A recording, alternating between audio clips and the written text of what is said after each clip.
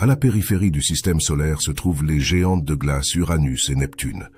Leurs atmosphères bleues, apparemment calmes, abritent d'énormes tempêtes menaçantes, de délicats anneaux et des lunes au terrain glacé, regorgeant de nombreux mystères non résolus.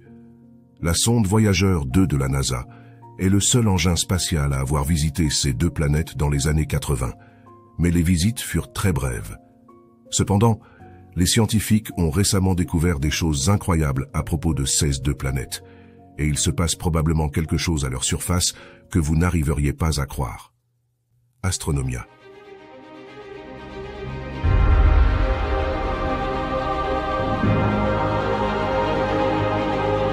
Où les mystères de l'univers prennent vie. Il y a 4 géantes gazeuses dans notre système solaire. Mais contrairement à Jupiter et Saturne, Uranus et Neptune sont riches en eau. La plupart de cette eau est sous forme de glace, et de nouvelles études suggèrent qu'il pourrait également y avoir des océans sous leur couche glacée. Mais ce n'est pas tout. Les chercheurs disent maintenant que ces océans pourraient être riches en magnésium. Mais ces océans pourraient être faits d'une toute autre matière. Nous y reviendrons bientôt. Il faut mentionner qu'Uranus et Neptune sont considérées comme des planètes gazeuses, mais elles sont aussi appelées géantes de glace en raison de leur noyau rocheux et glacé, bien plus grand que la quantité de gaz qu'elles contiennent. Mais des découvertes étranges ont été faites récemment, et les chercheurs tentent de comprendre ce qui se passe à la surface de ces deux géantes de glace.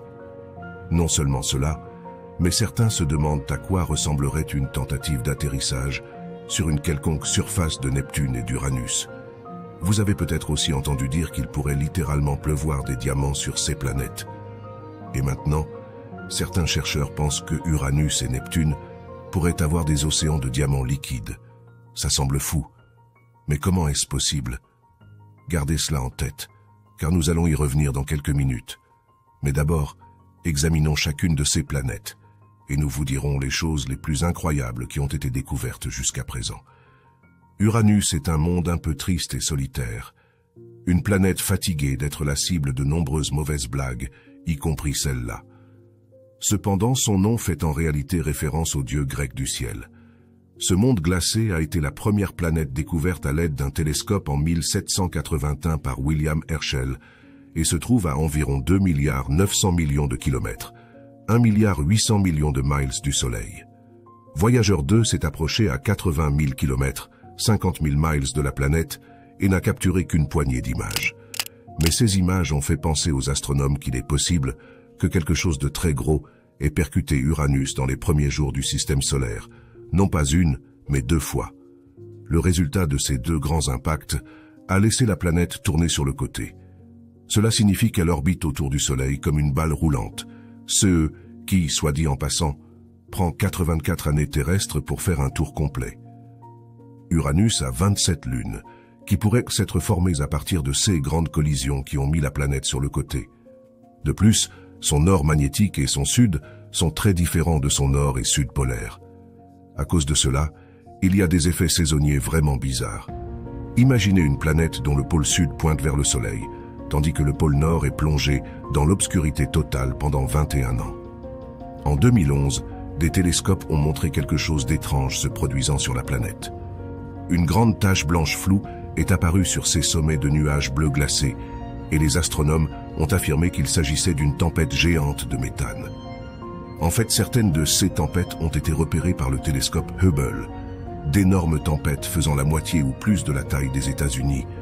La température moyenne dans les nuages de méthane et d'ammoniac est de moins 192,8 degrés Celsius, moins 315 Fahrenheit. Les vents sur la planète peuvent atteindre jusqu'à 144 km/h, 360 mph. Et au fait, Saturne n'est pas la seule planète du système solaire à avoir des anneaux autour d'elle. Uranus a 2 ensembles d'anneaux, tous deux orbitant au-dessus de son équateur. Mais sa jumelle glacée Neptune est encore plus éloignée du Soleil, à environ 4,5 milliards de kilomètres. Loin, 2,8 milliards de miles, et elle met 165 ans pour orbiter autour du Soleil. Voyager 2 a pu s'approcher à 4828 km, 3000 miles de Neptune, qui semble être composé principalement de glace et de roches, et pourrait possiblement avoir un noyau de roche-glace d'environ 1,2 fois la taille de la Terre et environ 10 fois la masse de la Terre. Son atmosphère est composée aux 3/4 d'hydrogène et d'1/4 d'hélium, avec une petite quantité de méthane qui produit des nuages. La couleur bleue de la planète provient de la diffusion de la lumière et de l'absorption des longueurs d'onde rouges par le méthane dans son atmosphère. Comme l'œil rouge géant emblématique de Jupiter, Neptune a également un énorme vortex sombre, une tempête anticyclonique appelée le Grand Spot sombre qui fait 11 000 km de large, presque aussi grand que la Terre, et il se déplace à travers Neptune à 1100 km/h, 700 miles par heure. Mais ce n'est pas tout. En fait, Neptune a les vents planétaires les plus féroces et les plus rapides de tout le système solaire, atteignant 2000 km/h, 1200 miles par heure. Certainement pas un endroit pour des vacances. L'énergie de ces vents à grande vitesse ne provient pas du Soleil, mais de CE qui pourraient se passer plus près du noyau de la planète. En fait, Neptune semble avoir une sorte de source de chaleur interne et rayonne 2 fois plus d'énergie qu'elle n'en reçoit du Soleil. Et même si elle est plus éloignée du Soleil qu'Uranus, elle est un peu plus chaude grâce à l'atmosphère de Neptune, qui retient probablement la chaleur de son noyau chaud. Maintenant, ces deux planètes ont des champs magnétiques instables et étranges, qui sont fortement inclinés par rapport à l'axe de rotation de chaque planète, et sont considérablement décalés par rapport au centre physique de chaque planète. Cela a longtemps été un mystère, et personne ne sait pourquoi ces champs magnétiques agissent de manière si étrange. Le champ magnétique de Neptune est 27 fois plus puissant que celui de la Terre, tandis qu'Uranus n'a qu'un champ magnétique 1/3 aussi fort que celui de la Terre. Et nous expliquerons dans une minute ce que les scientifiques pensent être la cause de l'étrange comportement des champs magnétiques. Même s'il peut sembler vraiment froid sur ces deux mondes, et que les champs magnétiques sont bizarres, une chaleur intense et une pression à des milliers de kilomètres sous la surface de chaque planète peuvent raconter une histoire différente. Les atmosphères des deux planètes sont principalement composées d'hydrogène et d'hélium avec de petites quantités de méthane.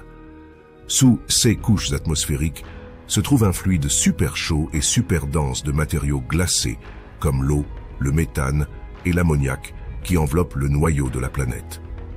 À cause de cela, les astronomes étudiant ces deux géantes de glace en sont venus à la conclusion qu'il pourrait pleuvoir des diamants plus près de la surface de chaque planète. Cela est possible car, profondément à l'intérieur de ces deux géantes de glace, la pression et la chaleur augmentent jusqu'à ce que l'hydrogène gazeux se transforme en hydrogène métallique liquide. Le méthane dans l'atmosphère se décompose, et lorsque les liaisons retenant les 4 atomes d'hydrogène du méthane se dissolvent, les atomes de carbone restants se lient les uns aux autres sous une pression extrême pour former des diamants. Au cœur de Neptune, la température atteint jusqu'à 7273 Kelvin, 7000 degrés Celsius, 12 632 degrés Fahrenheit, comparable au Soleil. Tandis que le noyau d'Uranus chauffe jusqu'à 9000 degrés Fahrenheit, 4982 degrés Celsius. Oui, il pourrait littéralement pleuvoir des diamants plus près du noyau de chaque planète. Mais pas seulement cela, il est également possible qu'il y ait des océans de diamants liquides sous la surface des deux géantes de glace. Des recherches ont été menées en prenant des mesures détaillées du point de fusion du diamant. Lorsque le diamant est fondu, il se comporte comme l'eau lors de la congélation et de la fusion, avec des formes solides flottant au-dessus des formes liquides. Évidemment, le diamant est un matériau très dur, ce qui le rend très difficile à fondre.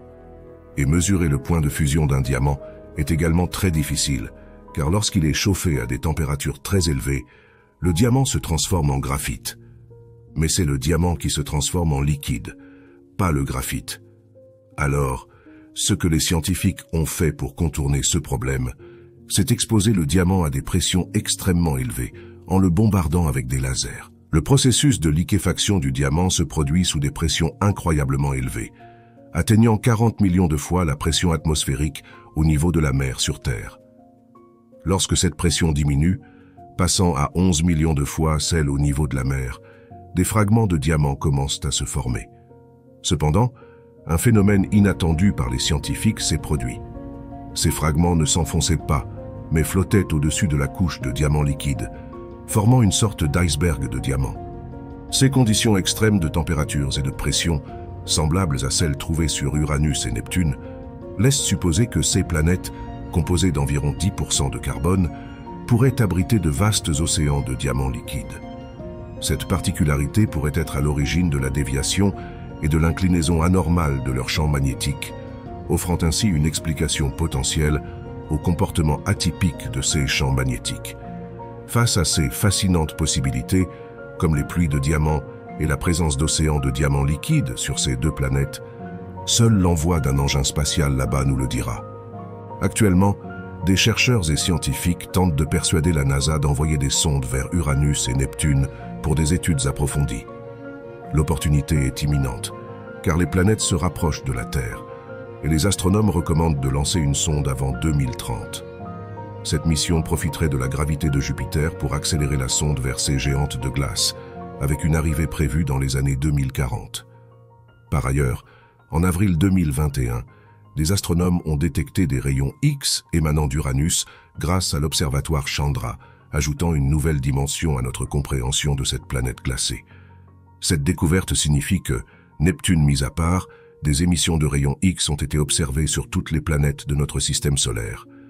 Les rayons X planétaires peuvent être produits de 3 manières: par fluorescence, par diffusion des rayons X solaires, et par des émissions d'aurore.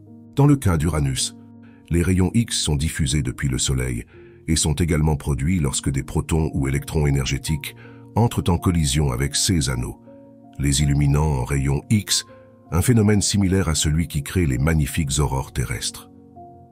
Ces découvertes ouvrent la porte à une meilleure compréhension de ces deux planètes mystérieuses, et nous pouvons nous attendre à en apprendre davantage dans un avenir proche. Restez connectés pour des mises à jour sur ces développements passionnants. Merci d'avoir regardé. C'était Astronomia, présenté par Alarion. N'oubliez pas de vous abonner à notre chaîne et d'activer la cloche de notification pour rester informé de nos prochaines publications. Si vous avez aimé cette vidéo, laissez-y un like, car cela nous aiderait beaucoup à continuer à produire ce type de contenu.